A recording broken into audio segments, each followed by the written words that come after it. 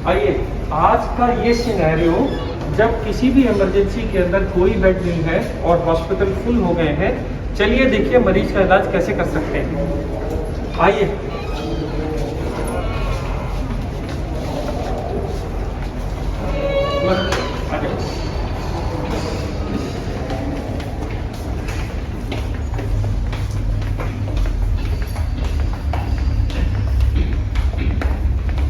आप ऐसे लेट जाइए।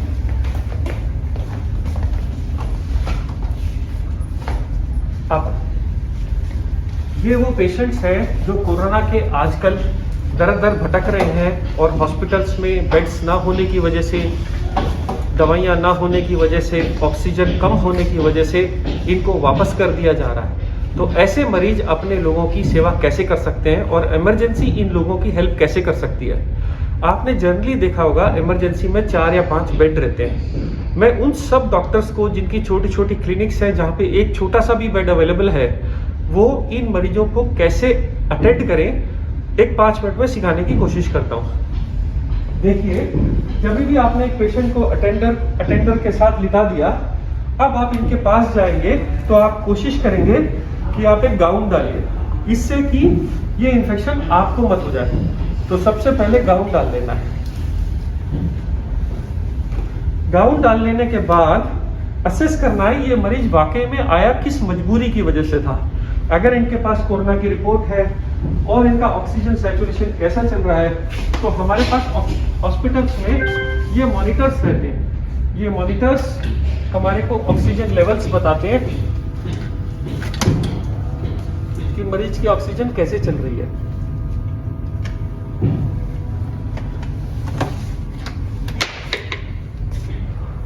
ये पल्स ऑक्सीमीटर प्रोब है जो आपको हॉस्पिटल में मिलता है। अगर आप देखिए,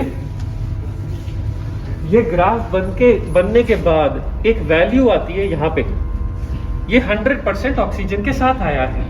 तो आपको ऐसी फैमिलीज को जो डर के मारे हॉस्पिटल आ रहे हैं, जिनकी ऑक्सीजन 90 से ऊपर है, उनको बताना है कि आप पहली बात खतरे में नहीं हैं और आप ऐसे मरीजों का घर पे आराम से इलाज कर सकते हैं जिनका भी ऑक्सीजन 90 से ज्यादा है।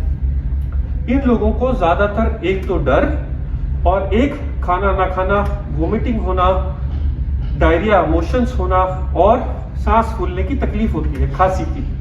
तो सबसे पहले आप इन पेशेंट्स के अटेंडर को समझाना है कि आप मार्केट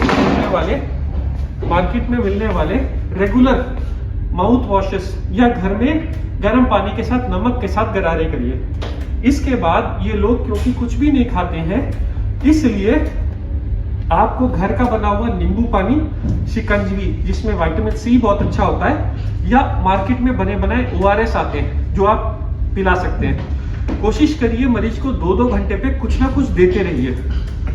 इसके बाद छोटे बच्चों का एक भूख लगने का सिरप आता है, सिप्रोहेप्टिडीन, ये कई नाम से मार्केट में आता है, बहुत अंडर यूटिलाइज्ड है। ये कोरोना का इलाज नहीं है, पर इससे भूख लग जाती है, भूख खुल जाती है।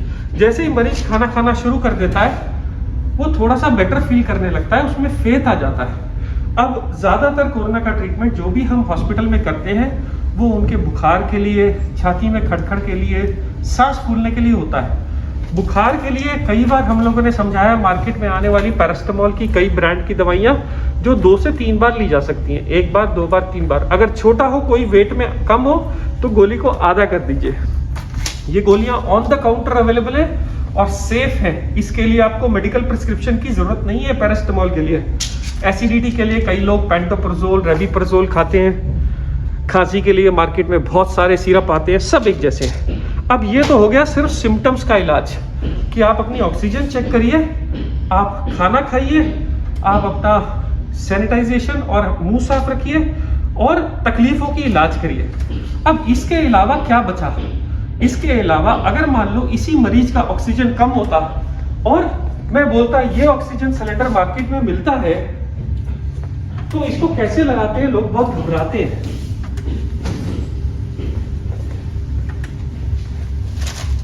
अगर आप देखिए मार्केट में ऐसे ऑक्सीजन के मास्क आते हैं, ये मास्क मार्केट में आराम से मिल जाता है।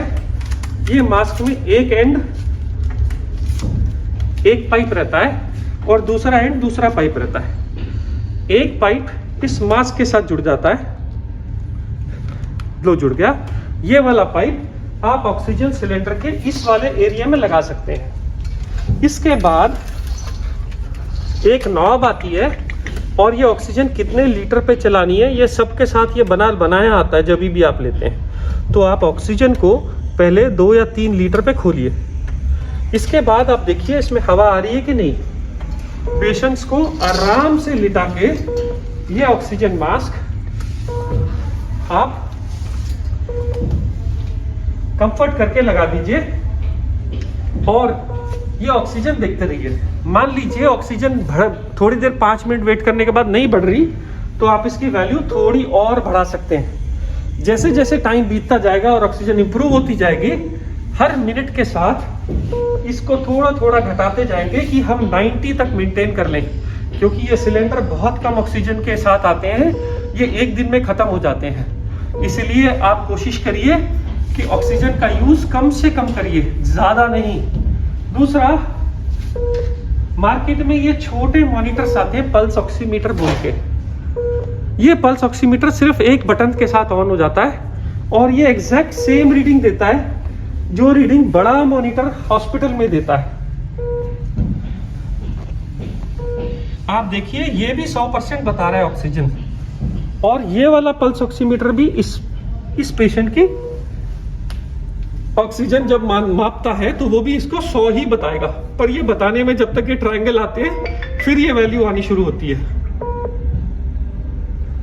देखिए, तो ये छोटे पल्स ऑक्सीमीटर बड़े पल्स ऑक्सीमीटर ऑलमोस्ट सेम तरह की इंफॉर्मेशन देते हैं। लोगों का सवाल ये है कि मार्केट में या तो ऑक्सीजन मिल नहीं रही और मिल रही है तो कम है, तो हम क्या करें।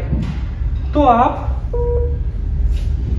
के पास क्योंकि ये ऑप्शन नहीं है या जिस टाइम पे ये ऑप्शन नहीं मिल रहा है, आप मरीज को समझाना पड़ेगा कि आप औंधे मुंह होके लेटिए। एक तकिया, 2 तकिया, 3 तकिया, इस तरफ तकिया, आपकी मर्जी है। कोशिश ये करें कि मरीज ऐसे उल्टा होके लेटे 10 मिनट 15 मिनट, उसके बाद अगर ट्राई करे तो वो लेट एक करवट भी ले सकता है। बट सबसे ज्यादा बेनिफिट औंधे मुंह से होता है। क्या ये साइंस है? 100% ये साइंस है। पुराने जमाने में जब लंग्स की डिसीज हो जाती थी और लंग्स बहुत बैडली खराब हो जाते थे तो भी ये वेंटिलेटर के ऊपर भी पेशेंट को उल्टा करा जाता था। उसका कारण क्या है? जो ये बैक साइड ऑफ लंग्स के अंदर जो एयर स्पेसेस हैं उसको कोरोना अफेक्ट नहीं करता, इसलिए पेशेंट को उल्टा करने से वो रिजर्व स्पेसेस खुल जाती हैं। उन रिजर्व स्पेसेस के साथ आदमी आराम से नई ऑक्सीजन बना सकता है, और जब तक ऑक्सीजन नॉर्मल लंग बनाने नहीं लगता जब तक के लिए आपको सपोर्ट करता है। इस वक्त मरीज को कहना है कि ये पल्स ऑक्सीमीटर लगा के रखे और अब आप ऑक्सीजन चेक करिए। जब आप ऑक्सीजन चेक करेंगे और पेशेंट की ऑक्सीजन कम आ रही होगी, देखिए 97, अब आप डीप ब्रीदिंग करिए साहब। हाँ, आपके सामने ये ऑक्सीजन थोड़ी थोड़ी फ्लक्चुएट करती है। आप ब्रीदिंग करते जाइए सर, जितनी आपको एफर्ट होता है आप ब्रीदिंग करिए।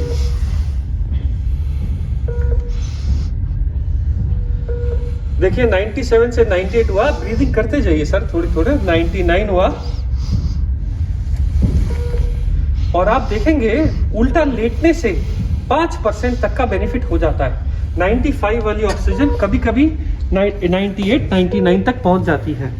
सिर्फ बगैर ऑक्सीजन के एक दिन में आधे से 2 घंटा उल्टा लेटने से बहुत फर्क पड़ जाता है। पर लोग पूछेंगे क्या ये इनफ है, क्या इसके अलावा और कोई ट्रीटमेंट है? जी हाँ है। बहुत सारी मार्केट में आज की तारीख में रेमडेसिविर इंजेक्शन के बारे में चल रहा है, ब्लैक भी हो रही है, शॉर्टेज भी हो गई है।